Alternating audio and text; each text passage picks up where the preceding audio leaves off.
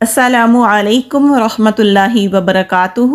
اللہم صلی وسلم علی نبینا محمد۔ آج ہم کچھ مختصر سی دعائیں سیکھتے ہیں۔ یہ بہترین دعائیں ہیں، ان دعاؤں کے مانگنے کا ضرور اہتمام کیجیے۔ اللہم اغفر لی وللمؤمنین والمؤمنات والمسلمین والمسلمات۔ اے اللہ تو میرے اور تمام مومن مردوں اور مومن عورتوں کے اور تمام مسلمان مردوں اور مسلمان عورتوں کے گناہ بخش دے۔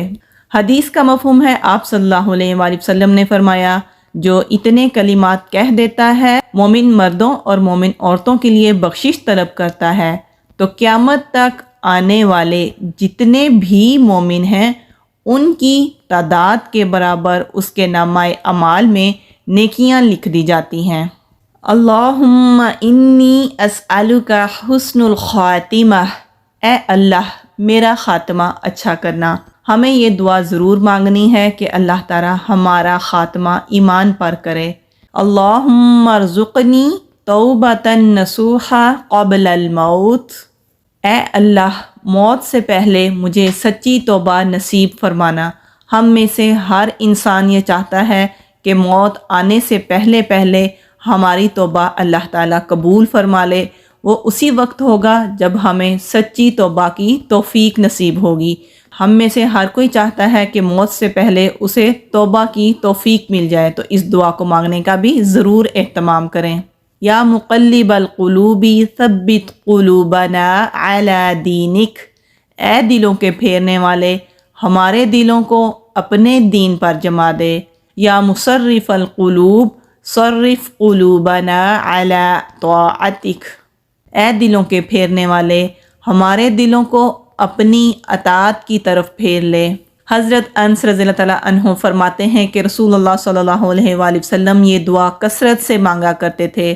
میں نے عرض کیا، یا رسول اللہ صلی اللہ علیہ وآلہ وسلم، ہم آپ صلی اللہ علیہ وآلہ وسلم پر اور آپ صلی اللہ علیہ وآلہ وسلم کی لائی ہوئی ہدایت پر ایمان لے آئے، کیا اب بھی آپ کو ہمارے بھٹکنے کا اندیشہ ہے؟ آپ صلی اللہ علیہ وآلہ وسلم نے ارشاد فرمایا، دل رحمان کی 2 انگلیوں کے درمیان ہے، وہ جسے چاہتا ہے اسے پھیرتا رہتا ہے۔ اس لیے دین پر اور اللہ تعالیٰ کی اطاعت پر ثابت قدم رہنے کے لیے اس دعا کو بھی مانگنے کا ضرور اہتمام کرنا چاہیے۔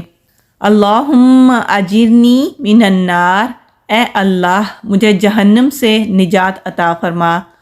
مسلم بن حارث تمیمی رضی اللہ تعالیٰ عنہ فرماتے ہیں کہ رسول اللہ صلی اللہ علیہ وآلہ وسلم نے ان کے ساتھ سرگوشی فرمائی اور فرمایا کہ جب تم مغرب کی نماز سے فارغ ہو جاؤ تو 7 مرتبہ یہ دعا پڑھو۔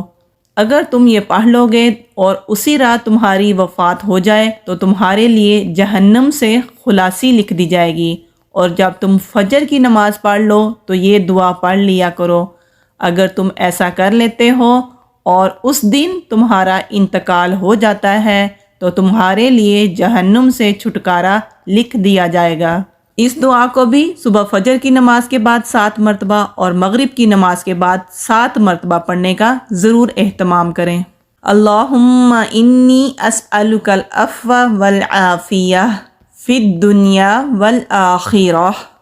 اے اللہ میں آپ سے دنیا اور آخرت کی عافیت طلب کرتا ہوں۔ ایک شخص نے حضور صلی اللہ علیہ وآلہ وسلم کی خدمت میں آ کر عرض کیا، اے اللہ کے رسول، سب سے بہتر دعا کون سی ہے؟ آپ صلی اللہ علیہ وآلہ وسلم نے اسے اس دعا کے مانگنے کی تلقین فرمائی۔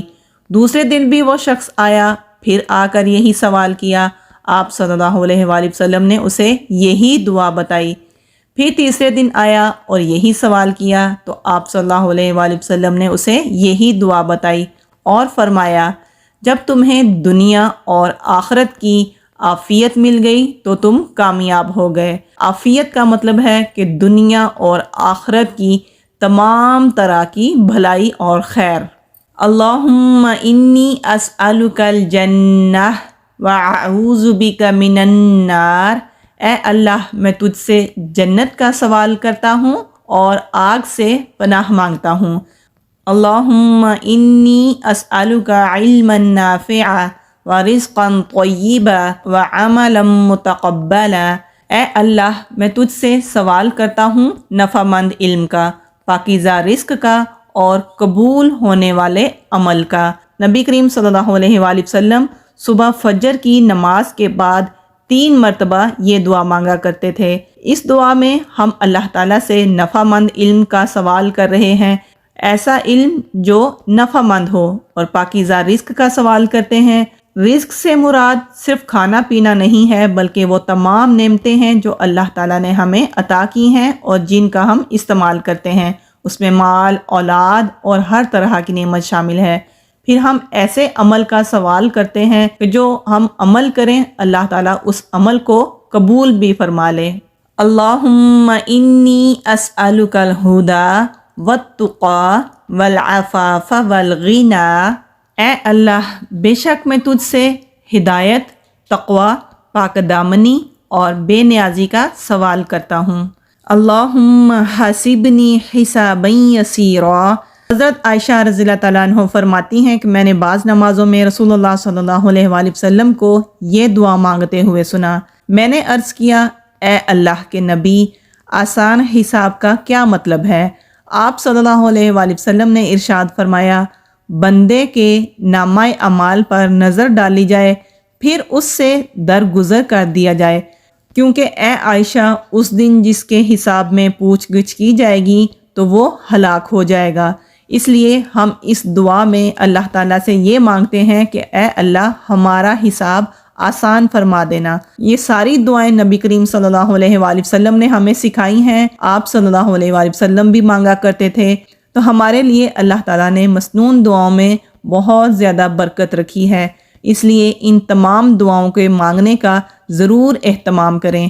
اللہ تعالیٰ ہماری کی گئی تمام دعاؤں کو اپنی بارگاہ الہی میں قبول و منظور فرمائے۔ آمین۔ السلام علیکم ورحمۃ اللہ وبرکاتہ۔